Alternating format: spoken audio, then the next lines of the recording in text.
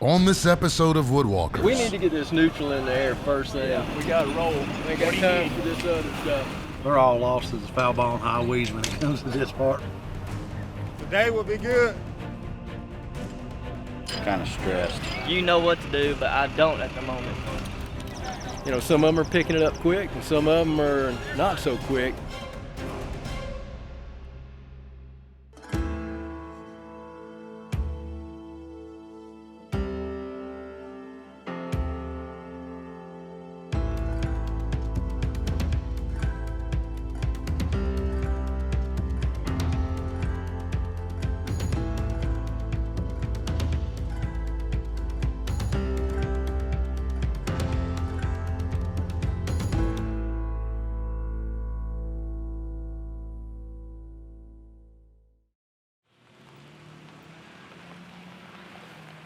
After weeks of hard work and climbing, the students get a chance to blow off some steam with a little friendly competition.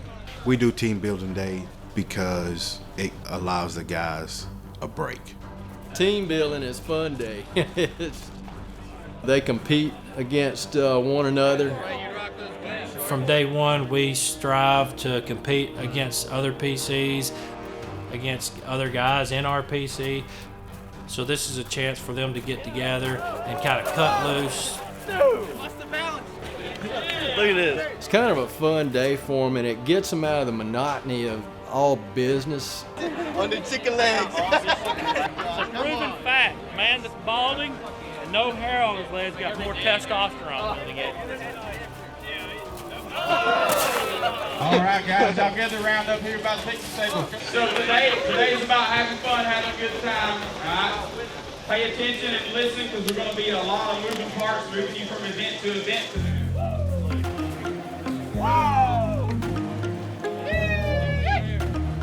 They get out there, they play hard, they just have a great time, and it really gets them stoked up.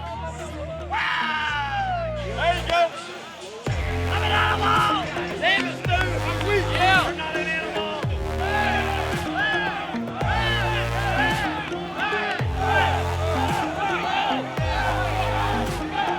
Hey, what are you doing?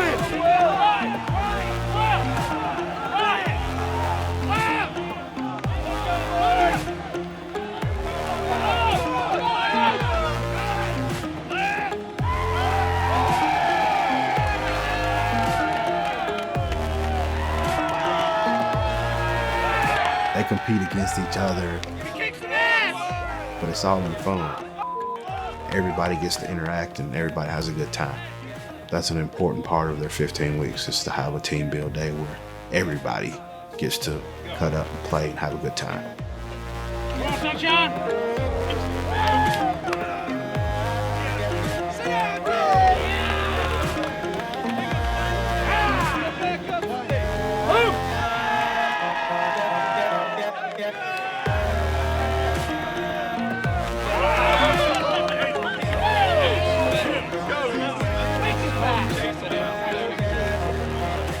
We talk about communication a lot and working with one another, because in this line of work, you've got to communicate and you've definitely got to work together as a team. Bring the rope up. So does everybody know what we're doing now? Yeah. When I start waving my hands and hollering, it's over. I was like, I'm pretty sure. There we go. On three. 1, 2, 3.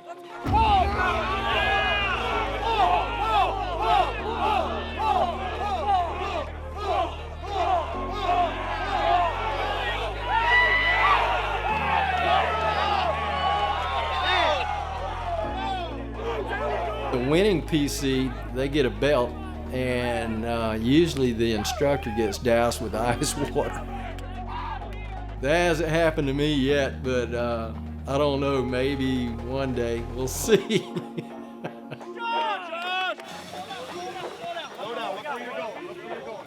Come on, big lovin'.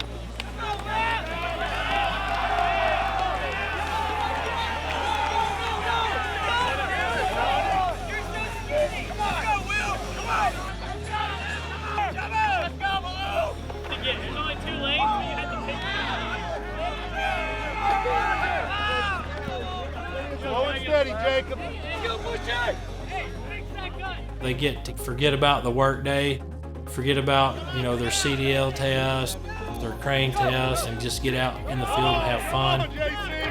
Let's go finish strong, finish strong. Not quite that strong.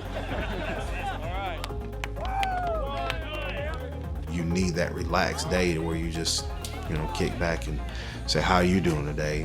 Let's just relax today. And that's kind of what they do.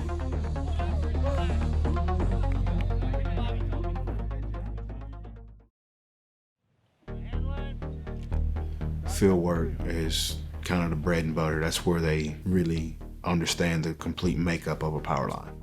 When the students finally finish their work in pole circles, it's time to work in the field on constructing lines in a simulated real-world scenario. When we first get into the field, we're going to go out and frame the poles for single phase. That's basically one phase, one neutral. It's a lot simpler construction. Single phase? One wire. We've got one primary. It's carrying, one phase. They're all lost as foul ball and high weeds when it comes to this part right now, but hopefully we can get the wrinkles ironed out of them.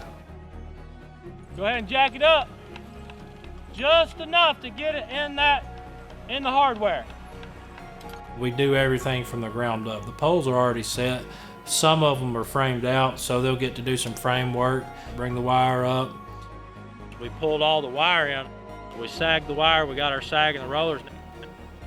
When you sag wire, you want your wire to have a certain amount of belly in it. You don't want it over tight, you don't want it too loose.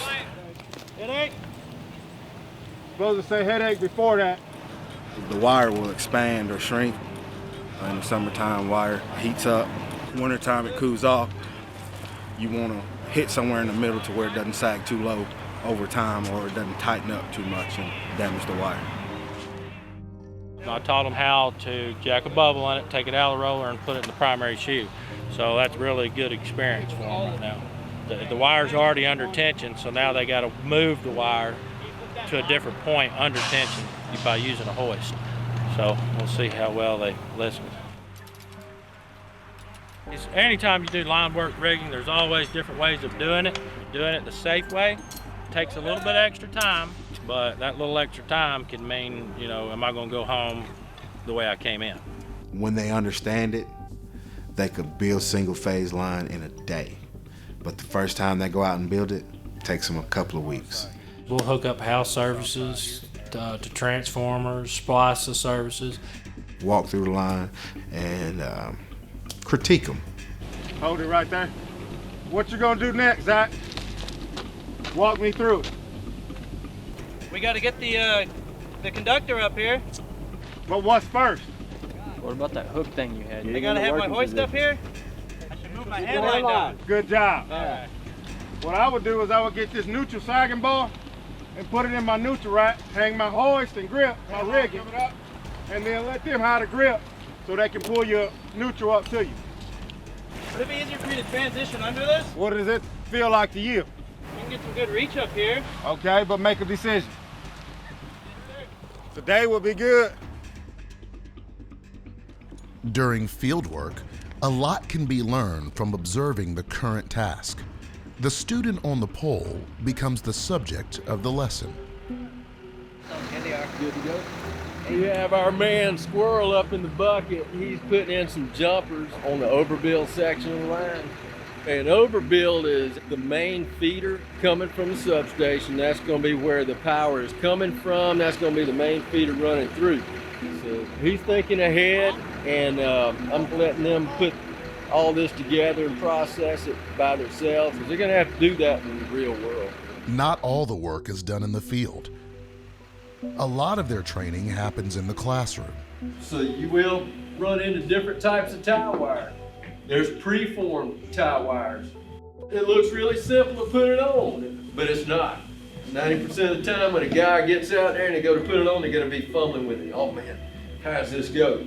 You're going to set it on top of the insulator over the wire, and then you're going to go underneath the conductor and spin 180, make your wraps. Very simple, very simple. Okay, he needs to get this rocking and rolling if we're going to get this done. We've got 30 minutes to get this done. we're working on getting a single-phase circuit put up on the pole line. And what we're working on doing is getting the primary up and the neutral, getting everything jumpered out. We need to get this neutral in the air first thing. That's the most important thing right now. Get that wire out of the road, that way trucks can pass by. I think he's going to end it over at his side, ain't he? And I'm putting a roller up. Forget about that pole. You come on down here. So we need a roller. We're going to need an eye nut.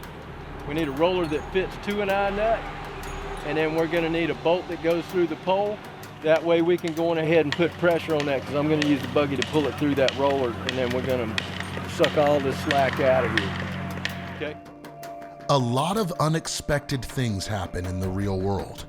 It's up to the instructors to help create scenarios that the students might see in the future. Right now we're running the neutral up. It's the full length of the pole line, and they kind of got a little bit ahead of themselves, and we had about a mile of slack in it, so we had to pull it up and cinch it up to where it's workable. We don't want that primary to sag out. Somebody walk up the hill. We want that neutral and that primary even. We don't want one to tip. We had some trouble with a couple lines multiple times with them breaking because they've been frayed from other classes. Okay, I'm gonna start pulling back through, all right?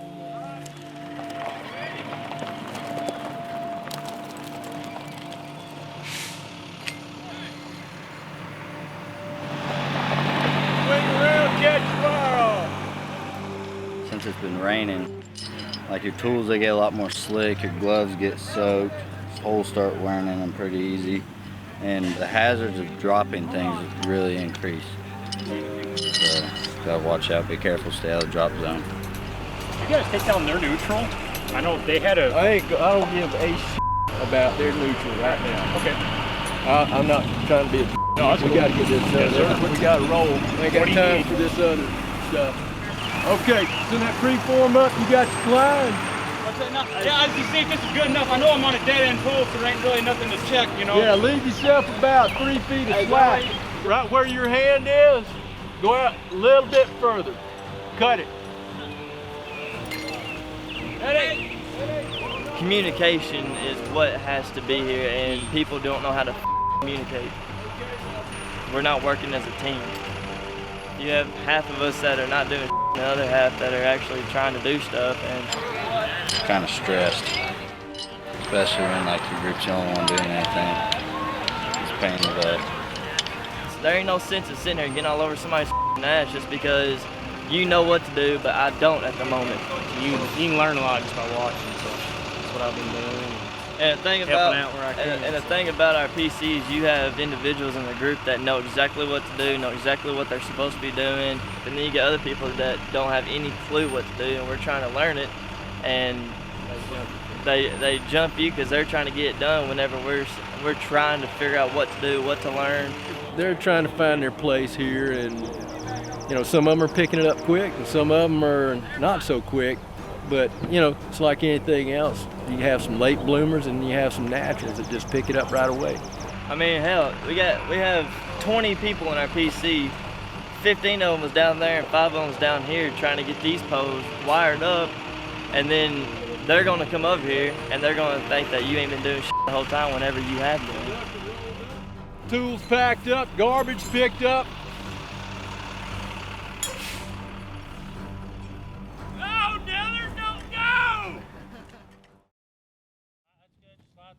Fieldwork requires the use of many different tools: bucket trucks, digger derricks, and hand tools. The students have an opportunity to get their hands on the latest innovations in the lineman industry. Okay, he'll squeeze it, hands are clear. Okay, that's a lot easier, splice to squeeze. Yeah. It used to be that they cut all their steel with the bolt cutters, and that takes 2 hands to operate. Now you have tools that you can use with 1 hand and hold the tail and safely cut those things, because they do pop when they get cut. So we've brought down a bunch of Husky 7 Series tools for the linemen and the students to use, but the most common tool is our SLND. That's our 6-ton inline press with interchangeable heads.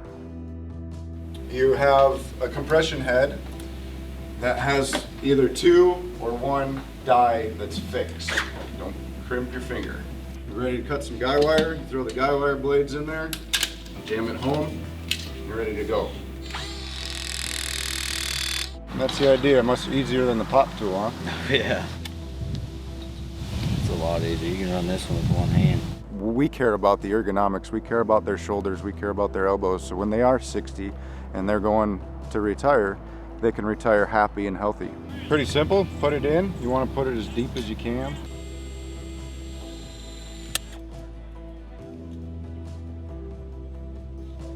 Our tools run from, at minimum, 6 tons of pressure to make these cuts and these compressions. You know, I wish that the general public knew what it is that goes into this job. You know, the tools are just one aspect. There you go. Well, that made that easy. You betcha. I'm keeping this tool. Flip the block. There you go. All right. We're in the line yard. Right now we're putting up a 3-phase bank up on the pole. We're going to get it to where the students can identify the phasing coming into the transformer and leaving out of the transformer, so your equipment doesn't run backwards. What's the identification that tells you this is a delta? Well, delta needs help, so this is helping this one, and this one's helping that one. All right. It's all about teaching the student safety and the way electricity works. This is my man, Stu, up there. He's pulled what they call the Superman move. He spun 180 degrees on the pole. Right now, I'm just getting comfortable on the pole, hanging out, trying some new things. That's about it.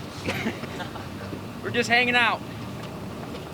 You gotta have some nerve to do it up that high. If you can do that, you can work in any position. He can swing from side to side, do whatever. It just makes his job that much easier. And we went over this in week 2, and he decided to give it a try up at working height. So it looks real good.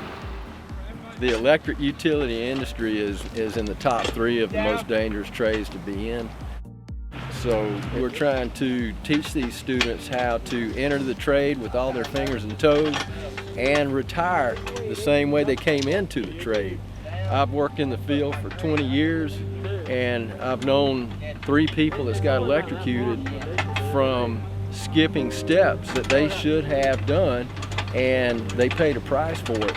And when you see that happen to somebody, it sticks with you for the rest of your life. And we're trying to instill the procedure step by step and tell these students the importance of following these directions so that that type of situation doesn't happen to them.